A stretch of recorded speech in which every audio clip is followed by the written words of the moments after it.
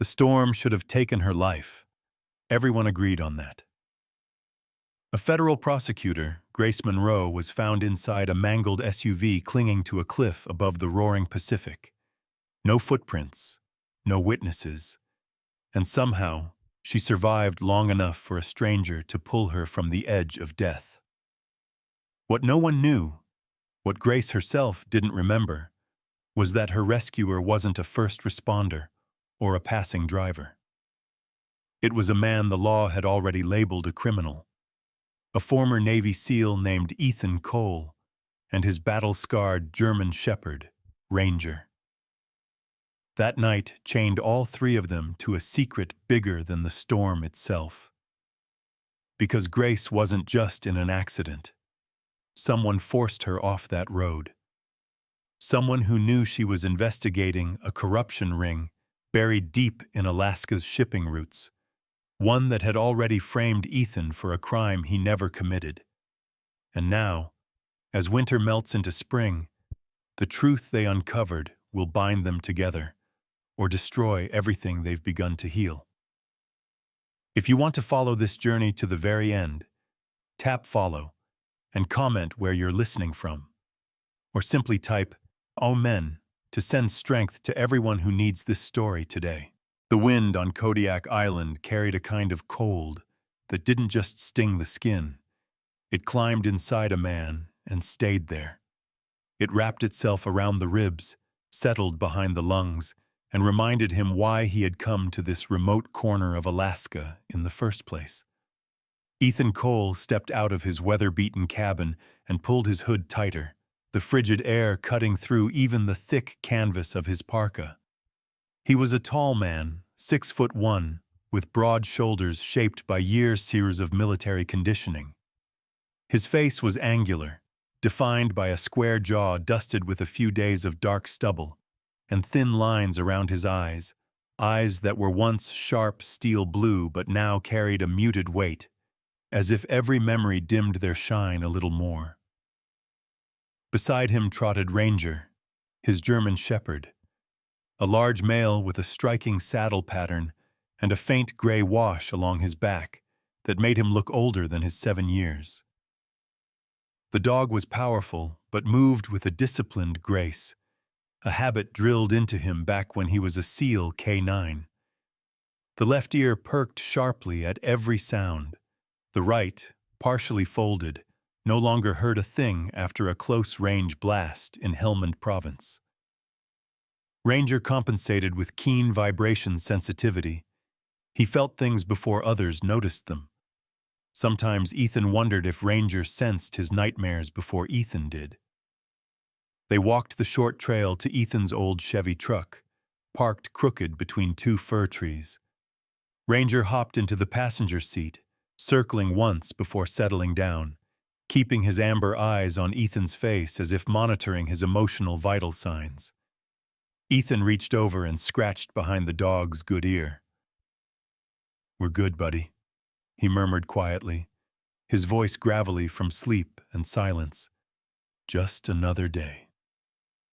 But Ranger didn't blink. He never did when Ethan lied. Ethan reversed out of the clearing, the tires crunching over crusted snow, and made the 15-minute drive to Hartman Logistics, the only freight company in this part of the island. The building resembled a neglected metal barn, gray siding, rust creeping along the corners, and a sagging sign missing the letter G. Steam poured out of the vents, mixing with the diesel fumes that always hung low in the yard. Inside the warehouse, heat radiated unevenly from overhead lamps, giving everything a faint orange tint. Mechanic bays lined the far wall, each lit by buzzing fluorescent lights. It wasn't glamorous work, but Ethan liked the routine. Machines didn't lie. Bolts, gears, hydraulic joints, they broke or they didn't. And if they broke, you fixed them. Humans were the complicated part. That truth walked toward him now in the form of Dylan Hartman, the shop manager. He was a stocky man in his mid-40s with thinning blonde hair slicked back too carefully, a round face flushed from drinking or yelling, often both, and eyes that moved like a man searching for where he last hid the truth. His clothes never matched. An expensive jacket over cheap slacks, polished shoes stepping in frozen mud. Dylan liked to pretend he ran an empire, when in reality, he barely ran a yard of 20 employees. "Cole," Dylan said, voice sharp and nasal. "You're late." Ethan checked his watch. "It's 6:59. "Shift starts at 7, Dylan snapped. "Which is in 1 minute, Ethan replied. Dylan's jaw flexed, but he forced a smile, thin and artificial. "We'll talk about punctuality during your review." Ethan let the comment die. Men like Dylan fed on reactions. The first job of the day was a military surplus loader purchased by the company. The machine needed stabilization arms replaced before it could be moved. Ethan forced himself into the rhythm he trusted. Evaluate, measure, disassemble, repair. Ranger lay on a mat a few feet away, eyes scanning the workers, tail still, body relaxed but ready. Most guys in the shop liked Ranger. They respected a working dog, even if they didn't fully understand one. But Dylan hated him. "Get that mutt out of my shop," Dylan snapped from across the room. "He's not in the way," Ethan replied without looking up. "And he's a certified service dog." "Yeah? Certify him to sit still. Makes the clients nervous." "We don't have clients here," Ethan muttered. "Just trucks." Dylan walked closer. "One day, that dog's going to cost me money." Ethan paused, lifted his eyes and stared straight through him. A seal didn't need volume to make a point. Dylan swallowed and stepped back, muttering something under his breath before walking away. Later that afternoon, tension simmered again when Ethan discovered a crate of parts with inconsistencies. The serial numbers were off. The weight was too low, and one line item described a specialized military microprocessor that shouldn't have been there. Ethan brought the manifest to Dylan, who waved him off with an annoyed flick of his hand. "Just sign the damn paperwork," Dylan said, shoving a clipboard at him. "I don't have time for your paranoia." "This inventory is wrong," Ethan replied. "And that microprocessor isn't even here." "It's not your job to worry about orders," Dylan retorted. "Sign it and move on."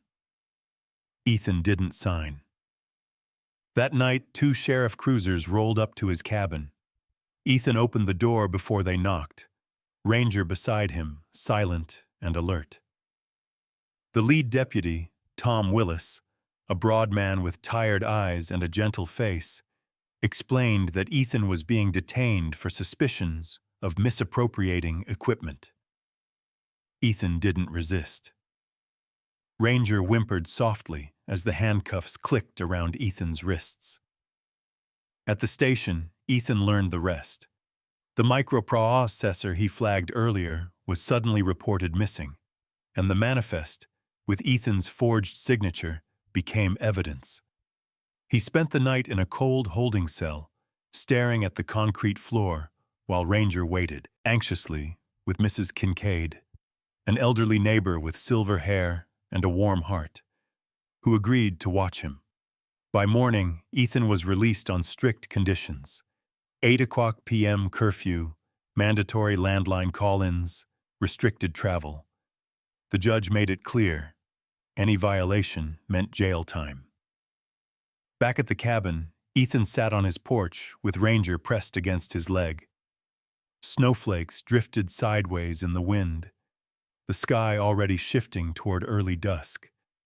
His cabin, his refuge, no longer felt safe. Ranger rested his head on Ethan's knee and let out a slow, weighted sigh. Ethan whispered, "They took everything else from me, buddy. They're not taking you." Ranger nudged his hand, as if promising he would never leave. In the stillness of the Alaskan wilderness, surrounded by cold and silence, Ethan understood one thing. He was being cornered. And the only life that mattered, the only one he could not lose, was lying right beside him, trusting him completely. It was that trust, that bond, that would set everything in motion. The Pacific storm arrived earlier than predicted, rolling in from the open water like a living creature, fast, cold, and merciless. By noon, the sky over Kodiak Island had turned the color of slate, and the wind pressed against Ethan Cole's cabin with a low, growling force that rattled the windows. He had hoped the forecast would be wrong, but nothing in Alaska ever softened for anyone, especially not for a man already cornered by fate. Ethan pulled on his insulated jacket. The thick navy blue one faded at the seams, and stepped outside with Ranger close behind. The German shepherd's heavy winter coat bristled as flakes of wet snow clung to his fur. Ranger was tense today, his paws pressed into the ground with deliberate caution, nose twitching at every shift of the wind. The dog didn't like storms. Loud thunder unsettled his injured ear, and the rapid pressure changes in the air reminded him of helicopter descents and explosions from a past neither he nor Ethan could fully leave behind. Ethan had taken an extra job that morning, a last-minute request from Harvey Jensen, the owner of a small fishing lodge 10 miles north of town. Harvey, a wiry man in his late 60s with a bushy gray beard and a deep-set pair of kind blue eyes, managed the lodge alone after his wife passed away. He walked with a slight stoop, the result of decades spent hauling nets and bending over boat engines.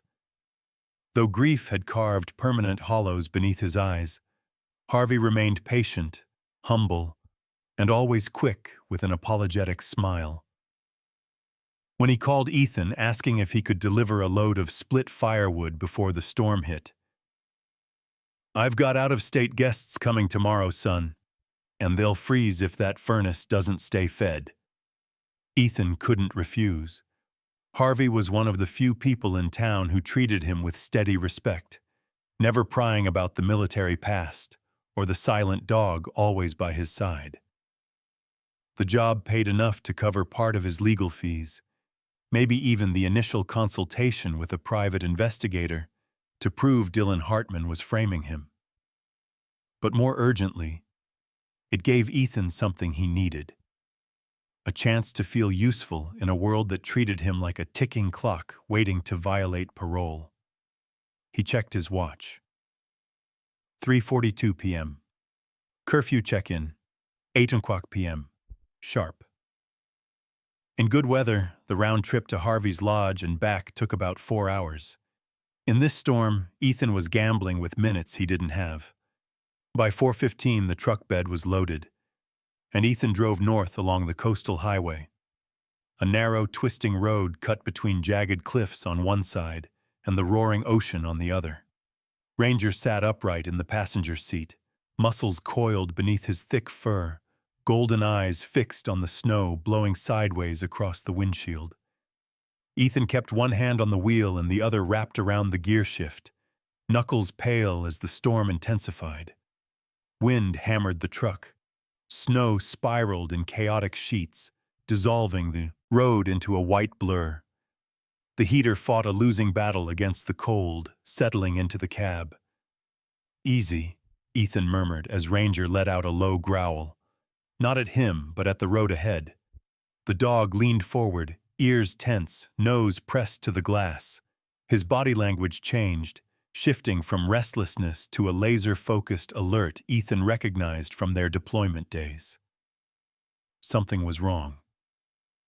"What do you see, boy?" Ethan followed Ranger's line of sight, but visibility was deteriorating fast, whiteout conditions creeping toward them. The truck crept around a bend carved into the cliffside. Ranger suddenly emitted a sharp, urgent bark, then another, deeper and more frantic. Ethan's pulse spiked. Ranger only barked like that for danger. Real danger. Ethan hit the brakes. The truck skidded on a sheet of ice before coming to a controlled stop. The world outside was a screaming blur of white wind and shadows. Ranger pawed at the passenger door, whining, shaking, insistent. Ethan opened the door, and the dog bounded out, circling once before running toward the cliff's guardrail. Ethan followed, boots crunching into the accumulating snow, wind tearing at his clothes. Then he saw it. Below the cliff, angled grotesquely on a narrow ledge of rock, was a dark SUV. Its front end hung over nothing but open air and the violent crash of the Pacific 60 feet below. The headlights flickered weakly through broken glass. One wrong shift in weight, one gust of wind, and the car would tumble into the ocean. And someone was inside. Ethan's gut tightened. He slid down to his knees at the edge, gripping the icy guardrail with both hands. Through the cracked windshield, he could make out a figure slumped against the steering wheel. A woman with shoulder-length chestnut hair, partially matted with blood. Her skin, even from this distance, looked unnervingly pale. She wasn't moving. "Damn it!" Ethan breathed, searching for any sign of life. Ranger barked once, sharply. Ethan understood. The dog smelled a living person. He checked his watch again. 5:22 p.m., 2.5 hours from curfew. Even if he rescued her, even if everything went perfectly, he could never make it back in time. He would violate parole. He would be arrested. And Ranger, his Ranger, would be taken from him, labeled an unstable military K-9, likely destroyed. His chest constricted. Every survival instinct told him to walk away, drive home, protect the only family he had left. But then he saw the woman's fingers twitch. Barely, but enough. She wasn't dead. Not yet. He whispered into the storm, "No one gets left behind." Ethan stood, hands shaking, and pulled his phone from his pocket. The screen glowed through flakes of melting snow. One button pressed would signal he'd attempted to check in early. Maybe they'd forgive the rest. Maybe a storm outage would buy him time. Maybe. The phone buzzed. A notification. Signal weak. Searching. It wouldn't hold. He looked down at the SUV. Then, slowly, deliberately, he powered the phone off. Ranger watched him with solemn understanding, head tilted, breath fogging in the icy air. "Come on," Ethan said hoarsely. "We're going." He grabbed the tow chain from the truck bed, wrapped it over his shoulder, and climbed over the guardrail. The wind clawed at him, fighting each movement. Ranger stayed at the top, standing guard, pacing anxiously. Ethan descended the slope carefully, boots slipping on shattered rock and frozen mud. With each step downward, the roar of the ocean grew louder, hungry, violent. The SUV groaned, shifting a dangerous inch as Ethan reached the ledge. The woman inside stirred weakly, eyelids fluttering. He pressed his palm to the shattered driver's side window. "Ma'am, stay still," he called out, voice steady but urgent. "I'm going to get you out." A gust of wind slammed into the cliffside, shaking the SUV violently, and Ethan felt the rock beneath him tremble. The vehicle was seconds away from falling. He had made his choice, and now the storm would decide if he survived it. The chapter ends here, suspended on the edge of catastrophe. The SUV groaned under its own weight, the metal frame bending like a living creature in pain. Ethan Cole braced one hand on the shattered window, the other gripping the icy rock beneath him as wind clawed at his back. Inside the vehicle, the woman stirred again, weakly, barely, but it was enough to remind him she was still alive. Her face was partially illuminated by the flickering dashboard lights. Smooth, pale skin dusted with broken glass, a cut along her eyebrow leaking a thin trail of crimson. Chestnut hair hung in tangled strands across her cheek, wet from snow and blood. She looked like she had been thrown from one world and slammed violently into another. "Stay with me," Ethan said through the howl of the storm.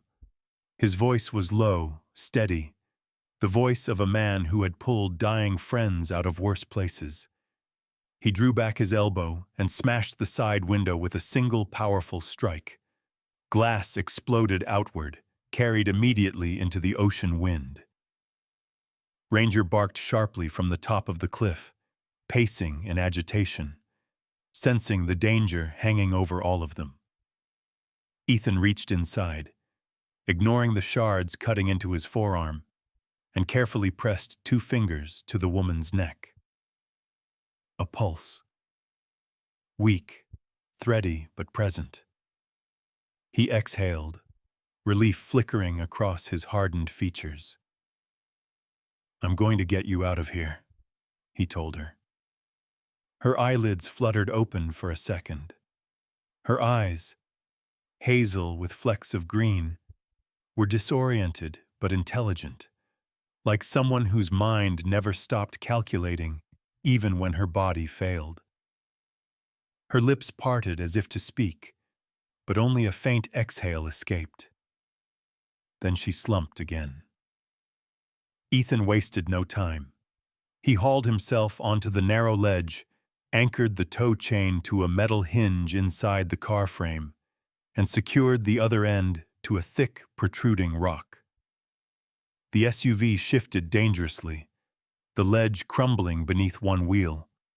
He reached through the broken window, undid her seatbelt, and pulled her gently toward him. The moment her weight shifted, the vehicle tilted forward with a violent groan. No time. He hooked his arms beneath hers and dragged her out through the window, bracing his boots against the rock face. Every muscle burned as he climbed back toward the slope, dragging her limp body with him. Twice he slipped. Once he nearly lost his grip. Ranger barked wildly, the sound sharp enough to cut through the storm. Ethan pushed harder, lungs burning, fingers numb, vision blurred by wind-driven snow. At last he reached the guardrail. Ranger immediately pressed against him, tail stiff, body trembling with protective urgency. Ethan lifted the woman into his arms and carried her toward the truck. She was light, lighter than he expected for someone around her mid-30s. But that lightness felt wrong, like she had been running on empty long before the accident. He opened the passenger door and laid her across the seat. Ranger jumped in beside her, then curled his body against her torso, applying slow, steady weight with trained precision. The woman's breathing evened out slightly.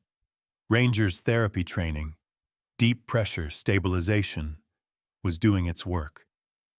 "That's it, buddy," Ethan murmured. "Keep her warm." He turned the heater to full blast, drove one-handed, and checked her periodically.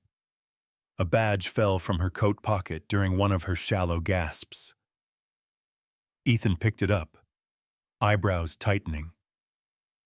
Grace Monroe, Assistant U.S. Attorney, a federal prosecutor. He stared at her again, this time noticing details he had missed in the chaos. The tailored charcoal coat, the modest gold necklace, the simple pearl earrings. Professional, understated, polished. Her expression, even unconscious, held a seriousness born from years of making impossible decisions. This was not a tourist who took a wrong turn. She was someone used to danger, but not the physical kind. Someone whose battles were waged in courtrooms, not war zones. And then Ethan saw something else. A second badge tucked inside her coat. Not a federal one, but local. Issued by the Alaska State Investigations Bureau. She was working with state officers. On what? The answer arrived with a memory. a file Ethan once glimpsed in Dylan Hartman's office, the one with sealed federal markings. Ethan's gut twisted. "What were you digging into, Grace?" he whispered. 10 minutes later, Grace suddenly gasped awake. She flinched at Ranger's weight, but the dog remained calm, trained to hold steady under panic. "You're safe," Ethan said carefully. "You were in an accident." Grace tried to sit up. A bolt of pain forced her back down. She studied Ethan through half-lidded eyes, her voice hoarse. Who are you?" "Ethan Cole." Her gaze sharpened slightly. "The mechanic. From Hartman Logistics?" Even dazed, she recognized him. That wasn't comforting. It meant she had been looking into something connected to the company. "Why were you on that road?" Ethan asked. Grace swallowed hard. "Because your boss isn't who he says he is." Before Ethan could push for more, she winced and pressed a hand to her ribs. He saw the edges of deep bruising forming beneath her clothes. "We're taking you to the hospital," he said. "No," she whispered urgently. "There are people looking for me." Ethan frowned.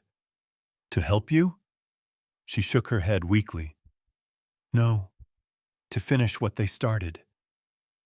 Before Ethan could question her further, headlights appeared suddenly behind them. Bright, blinding, far too close.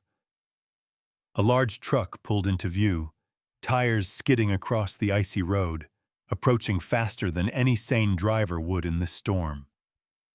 Ranger growled, a deep rumble vibrating through the cab.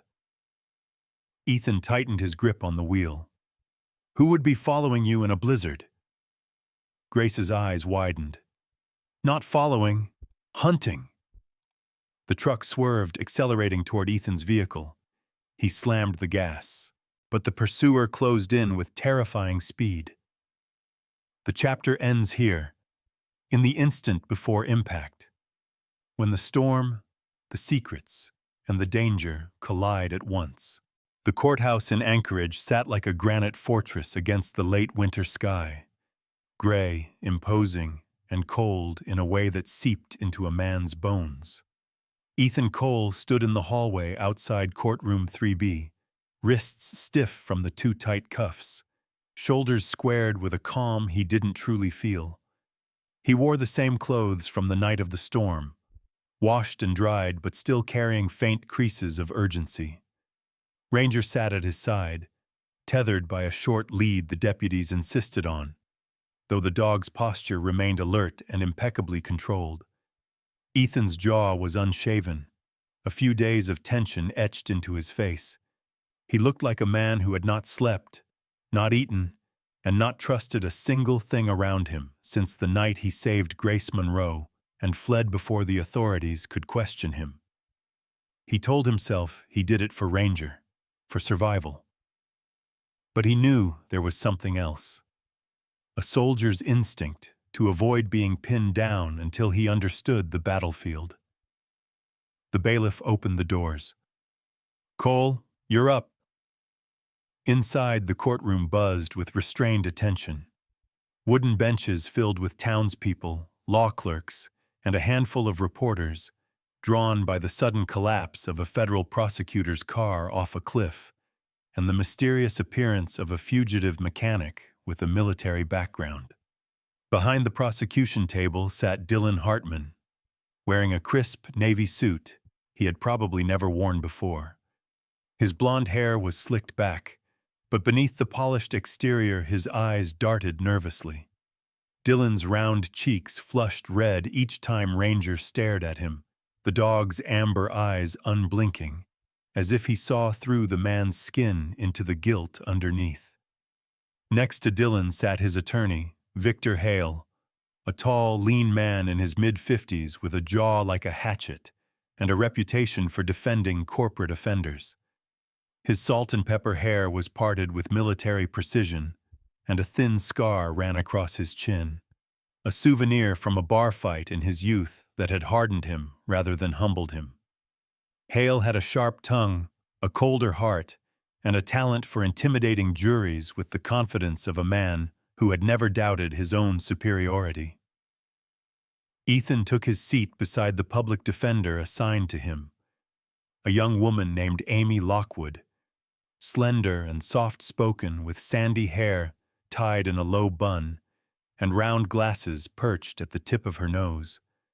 She looked barely older than her law school photo. Her voice trembled each time she addressed Ethan, but her determination shone through her nerves. She had taken his case at the last minute, insisting that everyone deserves someone who believes them, at least once. Judge Reynolds entered, the kind of man the robe seemed made for. In his early 60s, tall with a square jaw, close-cropped silver hair, and a permanent crease between his brows. He had the demeanor of someone who had seen every sort of lie unfold in his courtroom and no longer bothered pretending to be surprised by any of them. "Bring in the witness," he ordered. The doors opened, and Grace Monroe entered with careful steps, escorted by an officer. Her left temple bore a healing bruise, and though she wore a fitted charcoal blazer, her posture was slightly off, favoring her right side. The overhead lights reflected off her chestnut hair, tied loosely behind her shoulders. Despite the injury, her expression carried the sharpness of a woman accustomed to command. She did not look at Ethan. She didn't yet know the man who saved her was the same one now on trial for evading parole and allegedly stealing government equipment.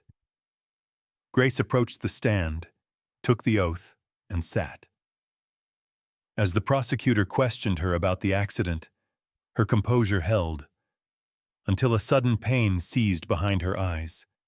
She pressed a hand to her forehead, breath trembling. The courtroom blurred around her.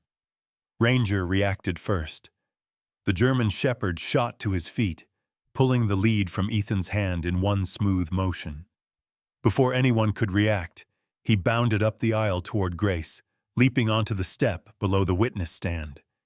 He pressed his body firmly against her leg, applying steady pressure exactly the way he had in the storm. The courtroom erupted in gasps and shouts. "Get that dog back!" the bailiff barked. But Grace's hand suddenly stilled. Her breathing steadied, her pupils refocused. And then, recognition. Pure, visceral recognition. She looked down at Ranger, watched the dog's trained posture, the gentle insistence of his weight, the same gesture that had kept her conscious inside the frozen wreckage. Her gaze snapped to Ethan. He stood halfway up from his seat, prepared to pull Ranger away, but frozen by the shock on her face. Grace swallowed hard. "It was you," she whispered, barely audible. "You're the one who pulled me from the cliff." A murmur rippled across the courtroom. Judge Reynolds struck his gavel. "Order! Order!" Grace straightened, the pain subsiding as Ranger released the pressure. "Your Honor," she said, voice steadier now, "before we proceed, I need to present information directly relevant to Mr. Cole's charges." Dylan tensed, gripping the edge of the table. Grace continued, "My vehicle did not go off the road by accident. I was forced off. I was investigating a financial diversion scheme linked to Hartman Logistics." Gasps spread. Victor Hale stood abruptly. "Objection! Speculation!" "I have evidence," Grace interrupted. She held up a folder, its contents sealed in a clear pouch retrieved from her damaged vehicle that morning. "And among that evidence is GPS metadata from the company's truck roster." Her eyes locked on the judge. "The truck Mr. Hartman claims Mr. Cole used to steal equipment never left the loading bay that night. Its engine temperature readings and tire pressure logs show zero movement between 6 p.m. and midnight. Meaning," she turned, her gaze, sharp as glass, toward Dylan. "Mr. Cole was framed." The courtroom erupted again. the judge hammered the gavel. Silence! Before anything else could be said, the back doors opened with a commanding slam. A man stepped inside. Officer Liam Parker, Alaska State Trooper. He wore a dark tactical jacket dusted with melting snow, the badge clipped at his chest, glinting under the lights. Liam was in his late 30s, tall, muscular, with close-cropped black hair and a rugged jaw lined with 2 days of stubble. His brown eyes carried the steady, practiced calm of someone who had seen combat and survived it. Years of service had honed him into a man of discipline, though shadows of old battles clung faintly behind his expression. He had been Ethan's teammate once, another SEAL forged by fire. Liam approached the judge, voice low but clear. Your Honor, Agent Monroe's investigation aligns with an active probe by the State Bureau. Dylan Hartman is under suspicion for federal and state fraud. We're ready to take him into custody. Dylan's face drained of color. Victor Hale sputtered, This is outrageous. But Ranger growled, a deep, primal warning that silenced everyone. Judge Reynolds leaned back, eyes narrowed. Then this court will pause proceedings to address these developments. Ethan felt the weight on his chest loosen for the first time in months, but the moment of victory cracked as suddenly as it formed. Liam's radio crackled sharply. A dispatcher's voice broke through, urgent and strained. Unit 4 to Parker. Be advised we have a breach at the courthouse loading dock. Unknown subject armed. Repeat, armed. Liam pivoted toward the exit. Grace lifted her head, fear flickering. They found me. Ethan locked eyes with Ranger. The dog's body stiffened, hackles rising, and the courtroom doors at the side corridor began to open, slowly, deliberately. The chapter ends here, hanging on the brink of danger. Winter on Kodiak never surrendered quickly. It loosened its grip the way an old soldier released a weapon, slowly, cautiously, as if the cold still had one more battle to fight. But by late April, the island began to soften. Snow retreated into patches beneath spruce trees, the ocean turned a gentler shade of steel blue, and sunlight stretched its fingers over the land in long, warm strokes. It was the kind of season that made even men hardened by war believe in second chances. Ethan Cole hammered the final plank into place on the small deck outside his cabin. Sawdust clung to his forearms, catching on the coarse, dark hair along his skin. He had trimmed his beard for the first time in months, leaving a short, neat scruff that defined the hard cut of his jaw. The tension that once lived permanently in his shoulders had eased, replaced with something cautiously hopeful.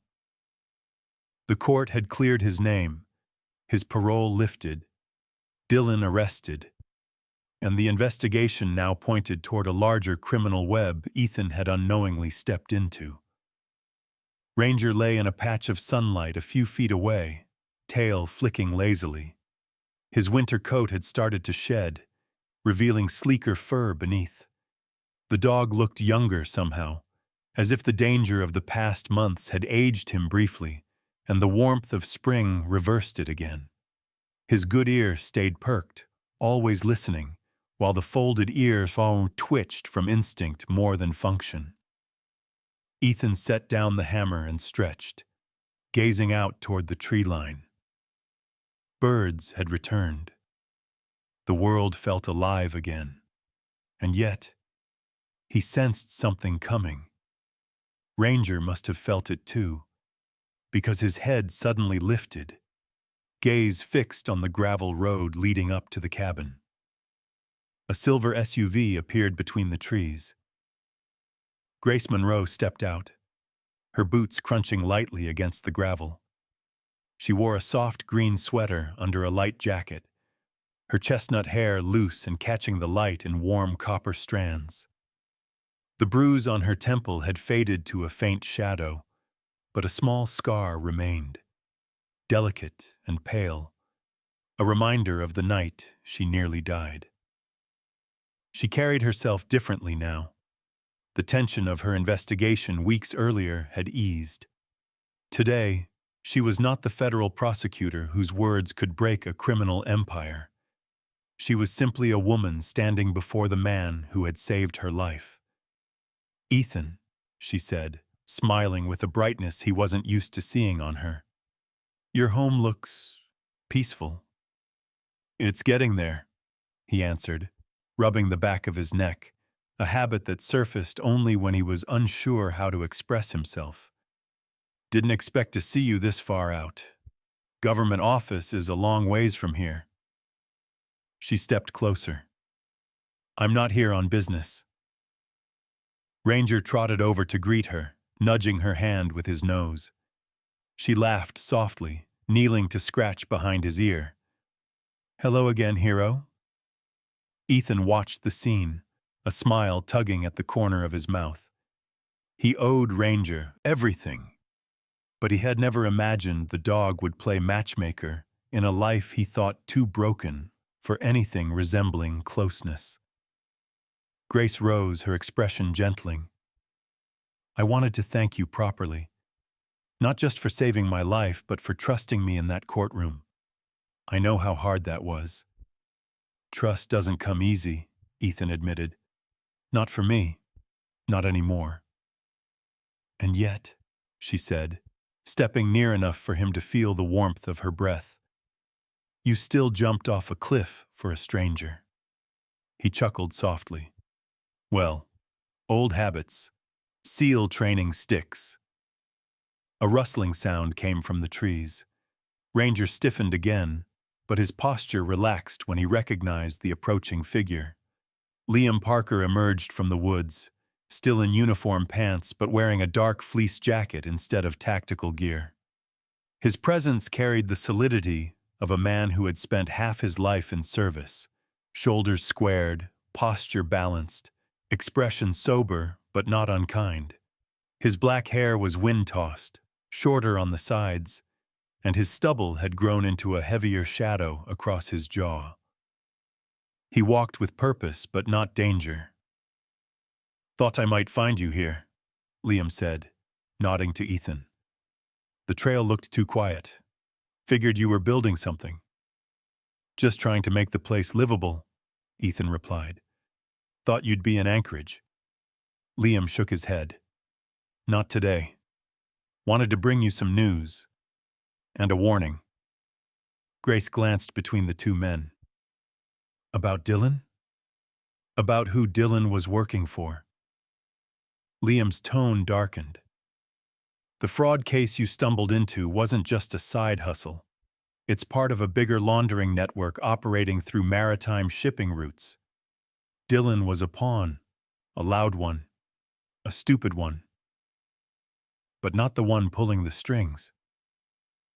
Ethan exhaled slowly, feeling reality settle like a weight across his shoulders. "So, this isn't over."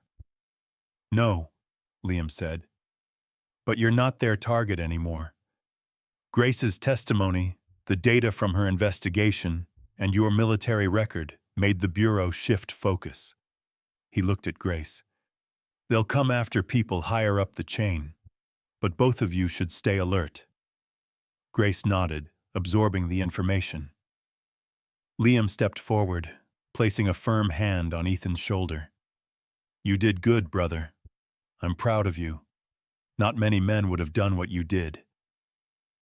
Ethan swallowed the knot rising in his throat. Praise from Liam, his former teammate, a man who had dragged him out of firefights and stood beside him in darker moments than he cared to remember, meant more than he could put into words. "Thank you," Ethan said quietly. Liam gave a short nod, then crouched to ruffle Ranger's fur. "And you, still the best damn dog in any unit." Ranger's tail thumped proudly. After Liam left, the air felt still, warm, intimate. Grace stepped beside Ethan on the deck. He's right, you know. You do good, even when it costs you. Ethan looked at her for a long moment, then at the mountains touched with spring light. I spent years trying to disappear, he said softly. Didn't think there was anything left worth holding on to. Grace moved closer, close enough that her shoulder brushed his. Maybe there is now. Ranger padded between them and curled at their feet, placing his head across both their boots, his silent, symbolic claim of unity. The same gesture he'd made in the storm, binding two strangers together through survival. Ethan reached down, resting a hand on Ranger's back, then another atop Grace's hand as she joined him. None of them spoke, but the silence wasn't empty. It was safe, warm, whole. The sun dipped lower, casting gold across Kodiak Island. Winter had not surrendered easily, but spring had arrived all the same. And for the first time in years, Ethan Cole felt something bloom inside him. The fragile, unfamiliar promise of a future he might want to stay for. A seal, a prosecutor, and a shepherd, three souls fractured by different storms, had found each other on a rugged island at the edge of the world. Here, where the seasons turned slowly, hope returned too.